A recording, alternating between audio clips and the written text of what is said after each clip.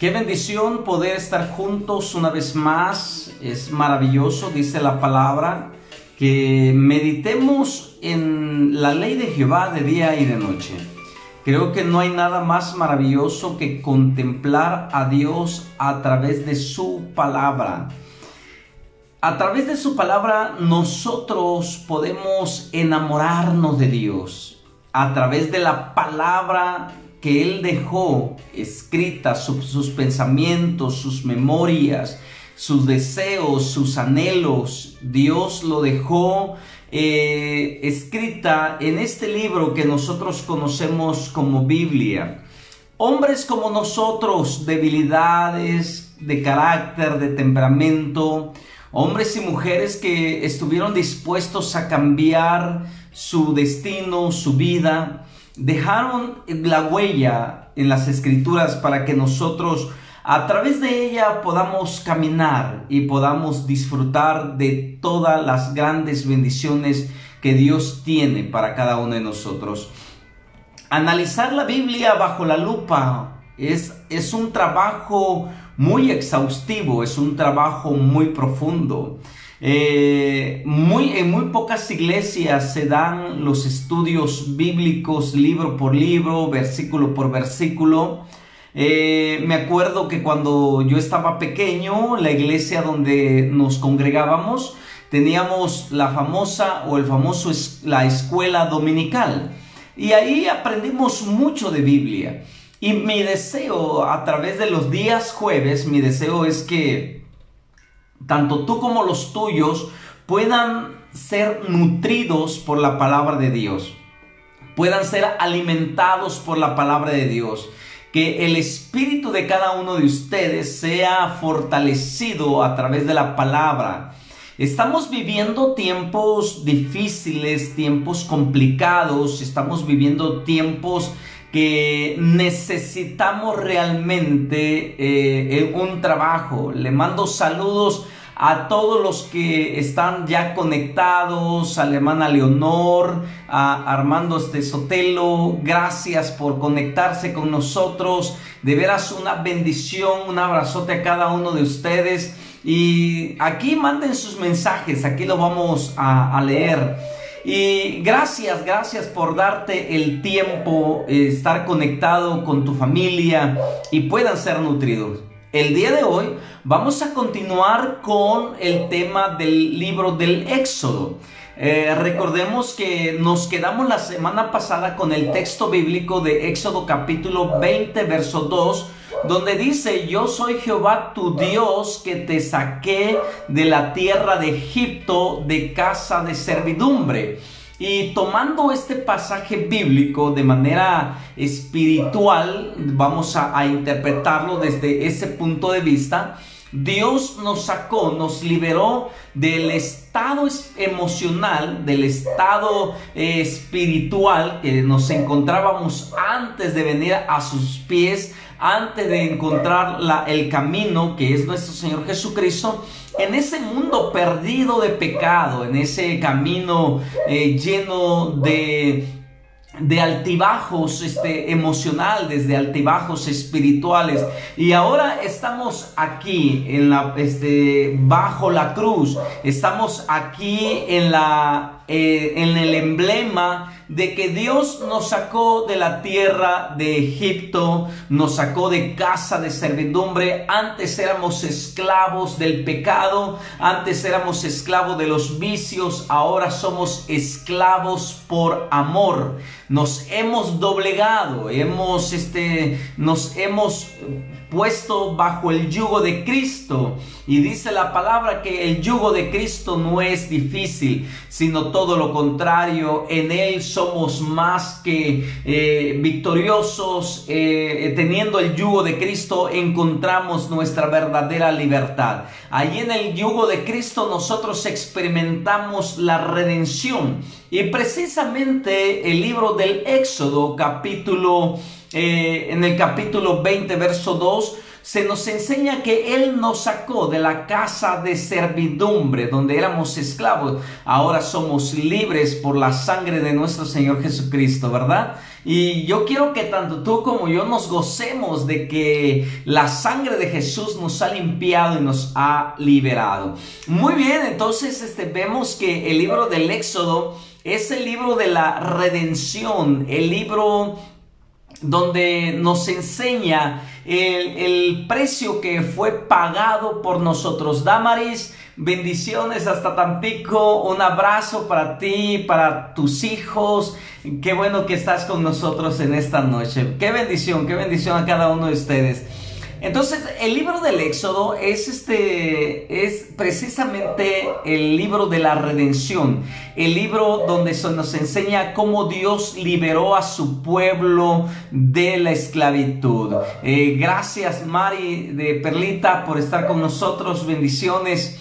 Y vemos entonces que el libro del Éxodo nos va a enseñar a nosotros el camino a la libertad, el destino que es la tierra prometida, el destino que es la tierra de Canaán, una tierra que fue prometido a Abraham y a toda su descendencia, donde dice la palabra que esa tierra era una tierra de promesas, donde fluía leche y miel. Eso significa la sobreabundancia, eso significa la prosperidad, la riqueza que Dios tiene preparado. Pero sin embargo, en el libro de Éxodo también nosotros vamos a aprender en el libro del Éxodo la vida de Moisés y cómo la vida de este hombre llamado Moisés, que su nombre significa sacado de las aguas, está dividida en 3 etapas. Apúntenlo por ahí, tomen su libretita o ahí en la misma Biblia, hagan sus anotaciones, o ahí en un celular hagan sus anotaciones, porque son importantes que anotemos para que aprendamos más. Entonces, la vida de Moisés lo vamos a dividir en 3 etapas de 40 años cada uno. 40 años, la primera etapa, los primeros 40 años en el palacio del faraón en Egipto. En el palacio del faraón allá en Egipto, ahí cuando la hija del faraón lo rescató del río Nilo y lo llevó, lo adoptó y estuvo 40 años ahí. La segunda etapa, los otros 40 años está Moisés en el desierto de Madián. Cuando Moisés sale de Egipto por haber asesinado a un egipcio y por el miedo o el temor de que el faraón tomara venganza contra él, él huye. No sé si te acuerdas de esa historia. Huye de Egipto y se va y se esconde en el desierto de Madián. Allá en el desierto de Madián, Moisés estuvo 40 años. Y la tercera etapa que nosotros podemos contemplar es 40 años en el desierto como líder de Israel. Entonces, la primera etapa estamos hablando de Egipto, la segunda etapa en el desierto de Madián y en la tercera etapa también en el desierto, pero ahora como líder de la nación de Israel. Entonces hablamos de, si multiplicamos 40 más 40 más 40, estamos hablando, si sumamos 40, 40 y 40, estamos hablando de 120 años. Entonces que Moisés tenía cuando Dios lo levantó como líder de la nación de Israel.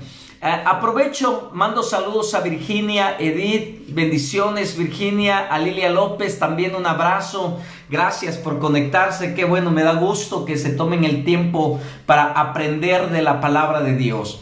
Entonces vemos nosotros que cuando ya Moisés iba como líder de la nación de Israel, ya Moisés tenía ya sus años, ya no era un jovencito, ya le pesaban los años, y porque vemos estas 3 etapas de la vida de Moisés divididos en 40 años. Entonces, vemos que a Moisés no le sirvió 40 años haber estado siendo entrenado en Egipto, en el templo del sol. Ahí eran donde eran entrenados los príncipes, en el templo del sol. Y vemos que para que Moisés fuera utilizado como fue utilizado, como lo contemplamos en el Éxodo, de esa manera sobrenatural, Dios tuvo que preparar a Moisés 40 años en el desierto de Madián.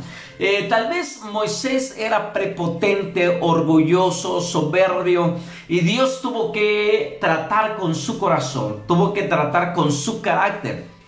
Porque si nos damos cuenta nosotros que en Egipto Moisés, cuando mató al egipcio, era impulsivo, era de un temperamento fuerte, no controlado. Entonces Dios tuvo que llevarlo al desierto para tratar con Moisés, tratar con su temperamento, tratar con su corazón. Y después de 40 años, cuando Dios vio que ya Moisés estaba listo, fue regresado a Egipto para que fuera el reformador, fuera el medio por el cual ellos saliera el pueblo de Israel, los hijos de Israel, de la esclavitud. Entonces vemos nosotros que Dios entrenó a Moisés en el desierto 40 años para mostrarle a Moisés que solamente a través de él, hablando de Dios, podía liberar a los hijos de Israel. Entonces, a esta escuela, a esta universidad, le vamos a llamar el doctorado del desierto. Moisés se tuvo que graduar, titular en el desierto para que pudiera de esa manera ser utilizado a la magnitud que nosotros ahora leemos en la Biblia. Y no solamente Moisés fue llevado al desierto para ser preparado por Dios, vemos a un Elías, vemos al mismo Señor Jesucristo siendo preparado en el desierto. Puedes leerlo en Mateo capítulo 4, en el Evangelio de Lucas también, cuando dice que el Espíritu de Dios llevó a Jesús al desierto para ser tentado por Satanás. Bueno, aquí Moisés fue llevado también al desierto para ser preparado por Dios y de esa manera verlo actuar de una manera sobrenatural. En el libro de los Hechos, capítulo 7, verso 22, dice la palabra de esta manera: y fue enseñado Moisés en toda la sabiduría de los egipcios. No era cualquier hombrecito, Dios no escoge a cualquier persona. Dios busca características, cualidades, actitudes, aptitudes de personas que quiere Él utilizar para extender su reino en la tierra. Y vemos nosotros que Moisés tuvo que ser preparado intelectualmente. Intelectualmente él fue preparado en la mejor escuela de Egipto, pues era el hijo de la hija del faraón, tuvo los privilegios de ellos. Y ya mencionamos que él fue preparado en el templo del sol, por los doctos de su tiempo, por los sabios de su tiempo. Y en el libro de los Hechos, capítulo 7, verso 22, como ya lo mencionamos, vemos nosotros que realmente ahora en el Nuevo Testamento se da testimonio del lugar donde Moisés fue preparado y fue enseñado Moisés en toda la sabiduría de los egipcios y era poderoso en palabras y obras. Es increíble. Algunos historiadores, antropólogos bíblicos, arqueólogos bíblicos dicen que aseguran que Moisés iba a ser el segundo del faraón. Si el faraón en el tiempo de Moisés hubiese muerto y Moisés no hubiese matado al egipcio, huido al desierto, Moisés hubiese tomado el lugar del faraón. Moisés hubiese convertido en el faraón. Imagínate, eso significa que Moisés era un hombre muy inteligente, preparado. Entonces vemos que la sabiduría de los egipcios, Dios lo utilizó para poder utilizar a Moisés en una forma como lo vemos en el libro del Éxodo. Bueno, desde el Génesis al momento que le atribuimos la paternidad a Moisés del libro del Génesis o todo el Pentateuco, vemos que ese hombre era un hombre bien preparado. Por eso siempre los exhortamos a cada uno de ustedes que se preparen, que estudien, que alimenten su conocimiento para cuando llegue el momento Dios los pueda utilizar con poder. La unción no está peleado con el conocimiento. Cuando nosotros dejamos la unción o la relación, la comunicación con Dios por los libros y comenzamos a leer libros y libros y libros y ya no oramos, ahí es donde la letra mata. La letra mata, porque el conocimiento envanece. El conocimiento, si no se tiene cuidado, nos vuelve orgullosos, soberbios. Pero sin embargo, vemos nosotros que ahí nos damos cuenta que cuando tenemos una intimidad con Dios, una relación profunda con Dios, Dios va a utilizar el conocimiento que hemos adquirido para ser bendecido. Así que yo te animo a que tú te prepares todo el tiempo. Saludo a Dore, que es a la ciudad de Tampico. Qué bueno que ya está conectada con nosotros. Bueno, desde hace rato, pero se me había olvidado saludarte, Dore. Saludos a ti, a tu familia. A Nancy, bendiciones hasta Veracruz, bendiciones Nancy, saludos, un abrazo a tu familia, gracias por estar con nosotros. Entonces vemos nosotros que la sabiduría de Egipto no debe ser tomada en poco en la vida de Moisés, sino todo lo contrario. Después de que Dios preparó a Moisés para liberar a su pueblo, lo envió, lo regresó de nuevo a Egipto después de 40 años. Entonces vemos a Moisés, Moisés ha de reunir a los ancianos de Israel y de ahí enfrentarse al faraón. El faraón, ¿te acuerdas que él rehusó hablar con Moisés y rehusó dejar salir al pueblo a adorar a Dios? Entonces vemos ahí que el libro del Éxodo nos va a hablar de la contienda de Dios con los dioses de los egipcios. Entonces, si queremos nosotros ponerle otro título al libro del Éxodo, podríamos decir la guerra de los dioses. Así le podríamos poner al libro del Éxodo, la guerra de los dioses. El Dios de Israel, el Dios de Jacob, de Isaac y de Jacob, enfrentándose al Dios de los egipcios. Y esto es una lucha fuerte. Hablamos de una guerra espiritual increíble. Y entonces Faraón, vemos nosotros que es un simbolismo de Satanás, ¿sí? Y sus dioses son todas las legiones demoníacas que podemos nosotros ver. Ahí entonces la negación principiaría la contienda entre Dios y los dioses de Egipto. Egipto fue dominado por la idolatría. Egipto era politeísta.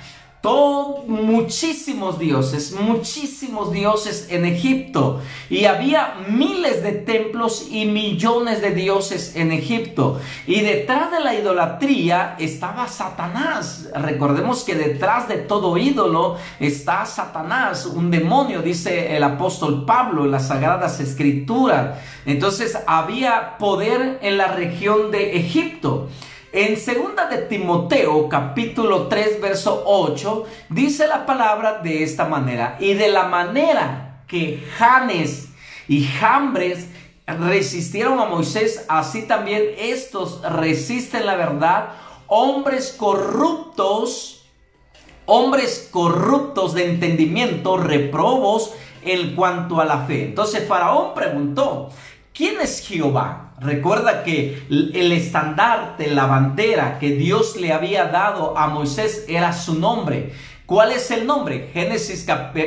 Éxodo capítulo 3. Ahí cuando Dios se le revela a Moisés en la zarza y le dice a Moisés: este es mi nombre es el gran yo soy, el yo soy. Y el yo soy es traducido a nuestro idioma en el lenguaje español como Jehová. porque el nombre de Dios es el nombre no pronunciado por los judíos. Incluso los judíos no utilizan el nombre de Jehová como nosotros lo utilizamos.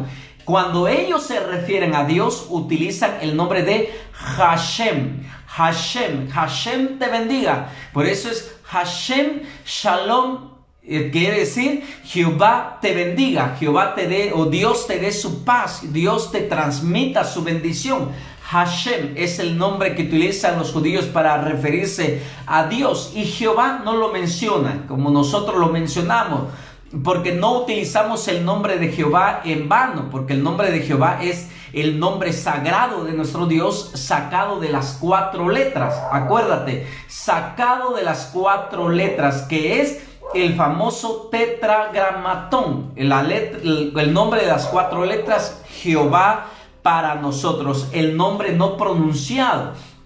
Dios le da ese nombre, ese nombre se le da a Moisés y le dice: con este nombre tú te vas a presentar delante de los ancianos, delante de Faraón. Entonces el Faraón pregunta: ¿quién es Jehová?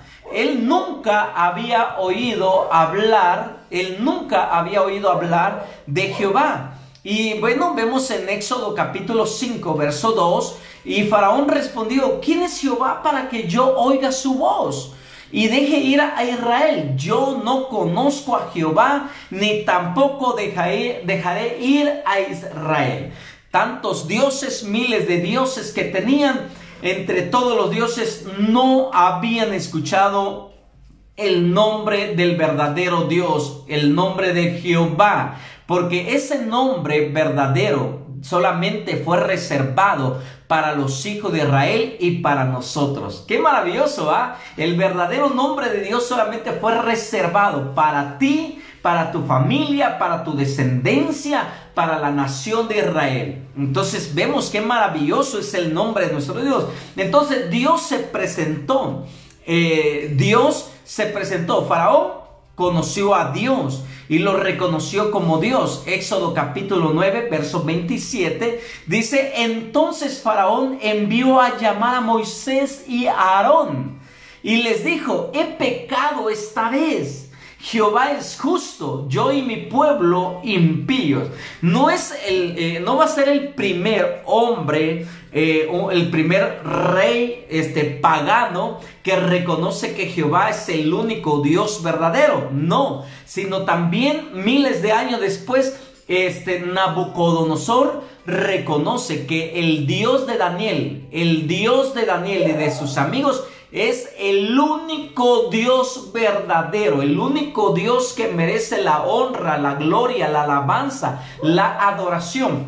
Por eso dice la palabra de Dios que llegará el tiempo que en el nombre de Jesús se doble toda rodilla y que toda lengua, toda boca confiese que Jesucristo es el Señor, de los que están en el cielo, de los que están en la tierra y debajo de la tierra. Entonces nosotros tenemos el conocimiento del verdadero nombre de Dios. Y todo lo que pidáis en mi nombre, dice Jesús, todo lo que pidáis en mi nombre al Padre, Él se los dará. Porque en el nombre de Jesús toda rodilla, toda lengua confesará que Él es el Señor. Los ángeles en el cielo, los hombres en la tierra y los demonios en el inframundo, debajo de la tierra. Qué increíble la dimensión que abarca el poder del nombre de nuestro Dios. Éxodo capítulo 10, verso 16, dice la palabra: Entonces Faraón se apresuró a Moisés y a Aarón y dijo: he pecado contra Jehová vuestro Dios. He pecado contra Jehová vuestro Dios. Llegará el tiempo en que el mundo reconocerá que el Dios en quien hemos creído, tanto tú como yo y toda tu descendencia, es el verdadero Dios. Porque un día, dice la palabra de Dios en el libro de Apocalipsis capítulo 19, que aquel que vendrá montado de un caballo blanco no es el mismo que se menciona en Apocalipsis 6. No vamos a confundir capítulo 6 con el capítulo 19. En el capítulo 19 dice que viene un jinete montado en un caballo blanco y en su muslo dice que él es el Rey de Reyes y Señor de Señores. Su nombre, Jesucristo, el único Dios verdadero, el único Hijo de Dios verdadero. Entonces vemos nosotros que llegará el tiempo que las naciones de la tierra, los hombres de la tierra reconocerán que tú y yo hablábamos y confesábamos y adorábamos el verdadero nombre de Dios. Tal vez tú alguna vez te has preguntado, ¿por qué las plagas? ¿Por qué se desataron esas plagas? ¿Por qué las plagas en este tiempo? ¿Por qué estamos viviendo plagas en este tiempo? Porque lo del COVID-19 lo podemos catalogar como una plaga. Podemos hablar del COVID-19 como una plaga. ¿Por qué de las plagas? Esto es algo bien importante, es algo que nosotros debemos saber. Las plagas fueron la batalla de Dios. Ojo, las plagas fueron la batalla de Dios contra los dioses egipcios, contra los dioses egipcios. ¿Por qué? Porque cada plaga, ojo, cada plaga fue dirigida contra un dios en particular en Egipto. Por eso Éxodo capítulo 12, verso 12, dice la palabra: pues yo pasaré aquella noche por la tierra de Egipto, así de hombres como de bestia, y ejecutaré mis juicios en todos los dioses de Egipto. Yo, Jehová, una firma, la firma de Dios. Yo, Jehová, firmo este decreto. Voy a pasar, voy a herir todo primogénito, desde los primogénitos de hombres hasta de las bestias, y voy a ejecutar mis juicios contra los dioses, dice la palabra de ahí. Entonces vemos nosotros que cada plaga fue diseñada para ir contra un dios de los egipcios. Es increíble. Entonces, ¿por qué Dios envía plagas? Para tratar con su pueblo, para tratar con nosotros. Si nosotros hacemos un análisis, hacemos una pequeña observación, la iglesia estaba cayendo en una zona de confort. La iglesia ya todo lo quería tener medido. No sé si te diste cuenta de eso. Antes del COVID era 10 minutos de alabanza, 30 segundos de oración, 15 minutos de predicación, 10 minutos para recolectar las ofrendas y vámonos. Ya todo lo teníamos medido, y a Dios nosotros no lo podemos medir, a Dios no lo podemos limitar en nuestra adoración, en nuestra alabanza. Entonces Dios tiene que tratar con su iglesia, Dios tuvo que tratar con su pueblo, y sobre todo Dios permite que estas cosas suceden para que nosotros podamos entender que Él es Dios y que nosotros no lo podemos encapsular en 30 minutos, en 40 minutos. Tenemos que adorar, como dice el apóstol Pablo. Me encanta el apóstol Pablo, y dice: orad sin cesar. Eso significa que debemos estar todo el tiempo en comunión con Dios. Yo te invito, hoy lo voy a dejar aquí. Voy a aterrizar este tema del Éxodo en las plagas, porque la próxima semana voy a tocar cada plaga para que tú te des cuenta todo lo que Dios preparó contra esa nación y lo que viene al final de los tiempos también. Así que no te lo pierdas el próximo jueves. La Biblia bajo la lupa, discerniendo la verdad, versículo tras versículo. Te animo en el Señor que tú y los tuyos sean edificados y bendecidos con la palabra. Te amo, te bendigo. Gracias, Rosa, por estar conectada. Gracias a todos ustedes por tomarse el tiempo. Los bendigo. Les mando muchas bendiciones, y quiero aprovechar, ¿no? Gracias por aquellos que se dieron el tiempo de mandarme un mensajito de felicitación el día de ayer. fue mi cumpleaños, mi cumpleaños número 46. Así que estoy feliz porque tengo 46 años rodeado de gente hermosa, maravillosa como tú, mi familia. Así que gracias por darme tus felicitaciones. Así, un abrazo, bendiciones y nos vemos el sábado a las 5 de la tarde con un mensaje diferente. Y a toda tu familia, mil bendiciones. Hasta luego.